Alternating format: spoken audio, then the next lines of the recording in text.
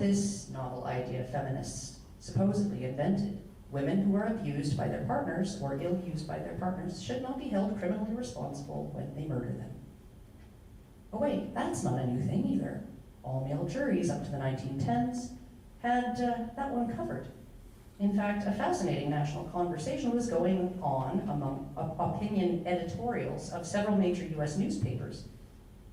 In the 1920s, a conversation debating the merits of granting women automatic immunity from prosecution when they killed men, since it was virtually impossible to get an all-male jury to convict one, even if she murdered him out of jealousy, revenge, or spite. To attempt to put a woman behind bars for killing a man, especially if that man was romantically involved with her, was like pulling teeth and largely seen as a waste of taxpayer money.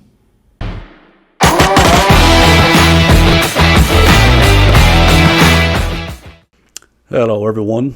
I think this is part 5 of my series of the lies of womanism, which is debunking the false historical narrative of the systematic repression of women told by feminists throughout history. That intro was Karen Strawn bringing up another very interesting factoid that seems to very much run 100% against what we have been told for all of time.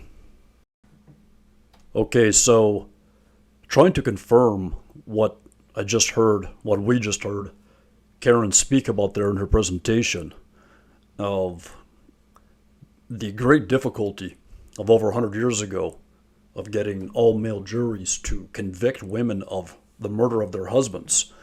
I wanted to see if I can back this up and find some sources. And once again, as I've said several times already in these videos, I find it very revealing that just how hard it is to find this type of information. Now, of course, I'm not a professional journalist.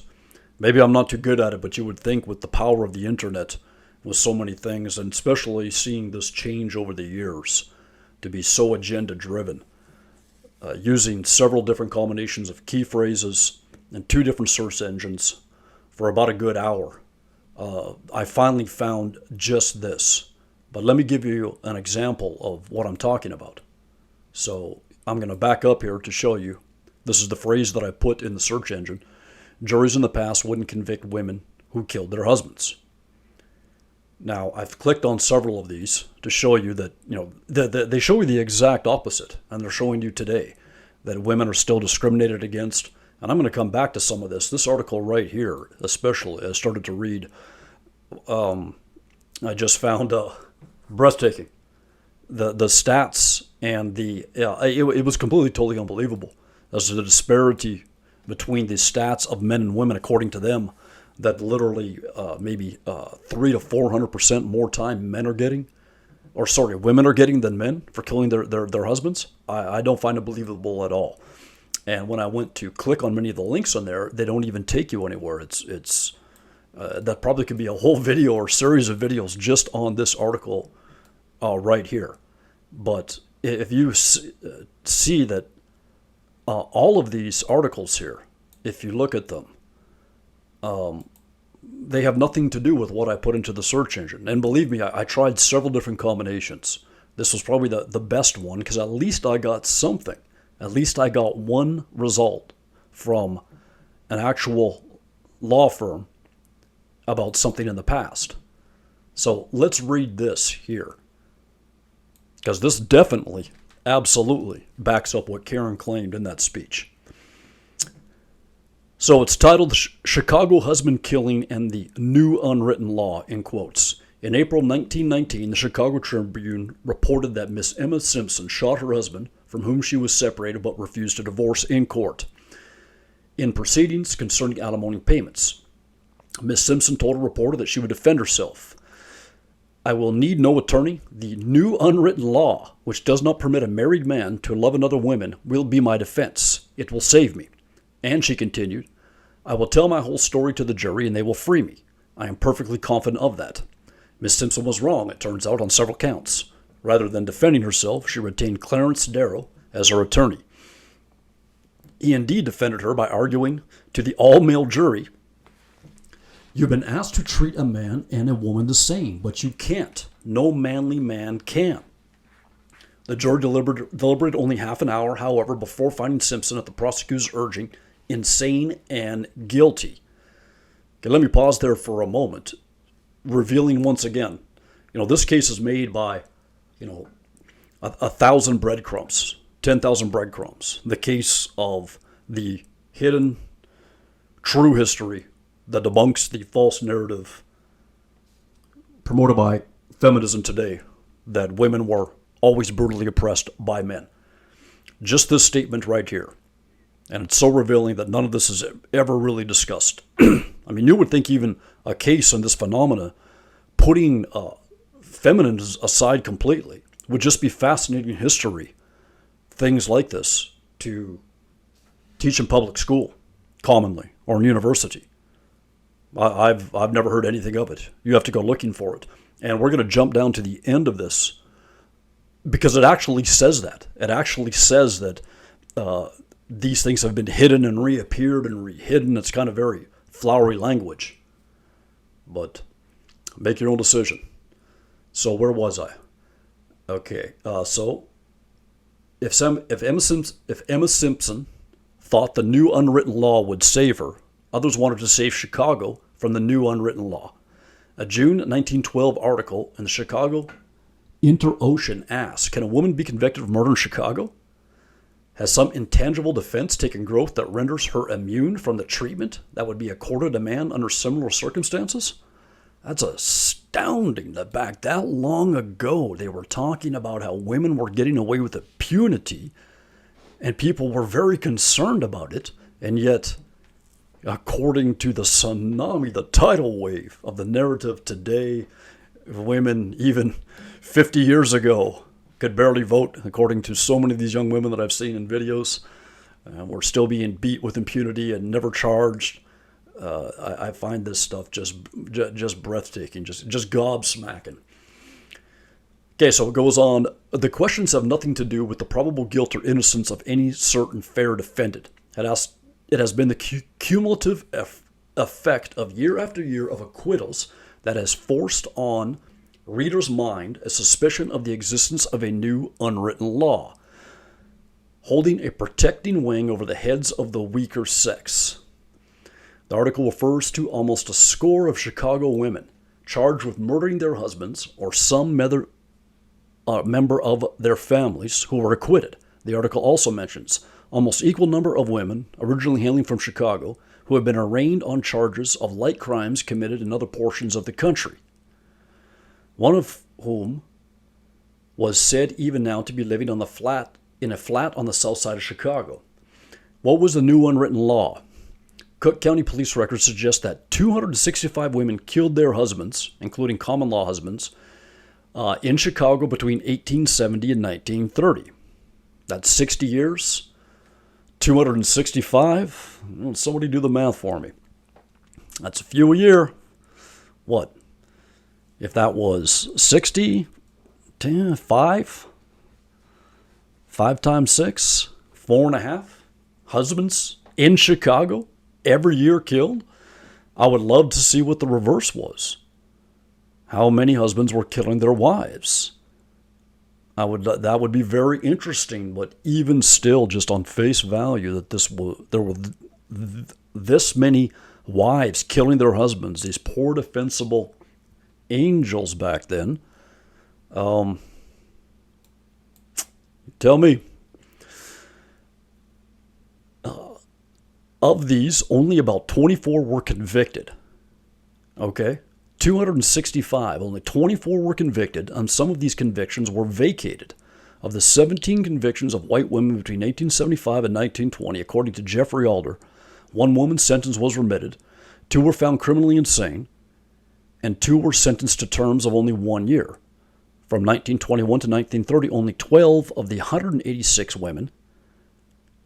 So in 9 years, there was 186 women that killed their husbands just in one city alone, seem to have been convicted and to have served time. 12 of 186, even before women were allowed on juries in Illinois then. And contrary to received wisdom, all male coroners, juries, grand juries, and petty or trial juries, at least in Chicago, exonerated most wives who killed their husbands. Purcell of New York and St. Louis newspapers suggest that Chicago's articulation of concern over husband-killer acquittals was unique, although the fact of such acquittals may not have been. And this is even in the material that you find that does cover this type of stuff. This is what you will often find. Well, you can't really find it. It may not have been. In any event, Chicago husband-killing cases were spectacular in both senses of the term. The woman journalist who covered some of the cases in the mid-1920s for the Chicago Tribune wrote a play that later became the basis for the recent hit musical and film Chicago. I had no idea. Husband-killing cases appear throughout the 20th century in many forms of popular culture, as short stories, plays, silent film, musical, drama, and film. You tell me, what do you take from that? A glorification of killing them? That could be a whole other rabbit hole. So this is a 13-page, well, we can see by the page number here, it must come from a book. A chapter, maybe what we have here is there's 13 pages in this PDF that go into the minutia of this phenomenon. But this seems to more than confirm what Karen stated in her speech there. And I may look into this again. I just, I don't know how much time it will take me and the effort to find more, but it very much seems to allude right here that this was not unique. It seemed to maybe be unique in the fact that it was being covered, and maybe the numbers, for whatever reason, of course, this doesn't give us prima facie evidence that it was pedestalizing women. Although it's hard not to conclude that there had to be at least some pedestalization, I would say. But given the benefit of the doubt, this could have a lot to do with corruption, maybe. I don't know. But let's jump to the bottom here, because this was furthermore revealing. Okay. Where was I here? Even women lawyers. Oh, speaking of which, that was something that they mentioned up there that I was going to touch on. Just in another piece, another breadcrumb, that women were, what did it say? Women were admitted to the bar and practiced law well before they had the right to vote. Another one that, according, if you were to ask, I am very confident, if you were to poll on the street the vast majority of women and ask them when they could have been practicing law in any significant numbers, the answers would probably be, once again, in the 1980s or something as such. Okay, so even women lawyers, women were admitted to the bar in Illinois long before they had the right to vote or to serve on juries. We're not above manipulating or claiming to manipulate the system. Helen Cerise, an extremely fashionable and photogenic Italian-American lawyer, and at the age of 20 in 1920, the youngest woman to graduate from DePaul Law School, reflected in a 1940 interview on her work on a team of Italian-American attorneys seeking a retrial in the 1923 Chicago case of Isabel Nitti Credule. According to Cerise, who also successfully defended Chicago husband killer Leila Foster in 1921, the fact that a string of beautiful women had all been acquitted of killing their husbands suggested to her that Nitti had only to be taught English and dressed up for her appeal to succeed. How does this public recollection 70 years after the fact square with the hundreds of printed pages on record that constitute appellant's briefs and dwell on the procedural inadequacies of Nitti's earlier trial, and in particular on mistakes by her trial attorney? These are only a couple of issues of the many issues surrounding stories of Chicago husband killers and the new unwritten laws, ambiguous boundaries between fact and fiction. A law, at least in name, the unwritten law makes its somewhat paradoxical appearance in writings. In the silences and speech of its texts, in their facts and fictions, the new unwritten law emerges as one early 20th century possibility of justice and, of course, injustice, which has yet to be more fully explored. Traces of the new unwritten law offer the possibility of a history of law, in which what is mundane and everyday like a dead canary, can not only be hidden, but can be found, and perhaps hidden again. In the transmission and transformation of traces of the new unwritten law, law's dynamic character emerges as a subversive legacy, the story of finding and hiding, and perhaps finding and losing justice again. Well, I gotta say that last bit there really sounded like a bunch of lawyer BS, without a doubt.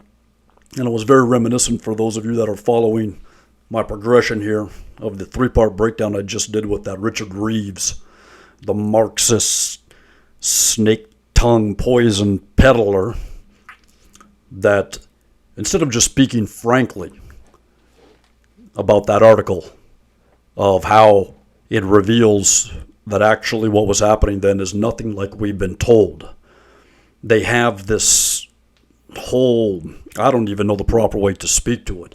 I think calling it flowery is, just bullshit is the best way to call it, in all honesty. Flowering would be way too flattering for it. But I think probably your takeaway would be the same as mine. That basically that is what they're saying, but they can't come out and say it. That we had no idea that this was the dynamic happening back 70 years ago, because they did mention that earlier in the article. So that would have been penned sometime probably in the 90s, well into the modern feminist era. And instead of just speaking frankly, as I just said, wow, this is very revealing that women weren't nearly, not even close, as hard done by as we've always thought that they were, or that we've been promoting. In actuality, this case shows that at least some of the time, in very serious cases, they were given very preferential treatment. And it almost seems like in that last little bit there, they have to wrap it up where they will do everything they can not to say that. It's all obfuscation once again. It's that the history has been hidden, it can be found, it can be hidden again, and whatever the rest of the BS was. But anyway, there's another piece there. Hope you all found it as illuminating as I did. And stay tuned for the next one.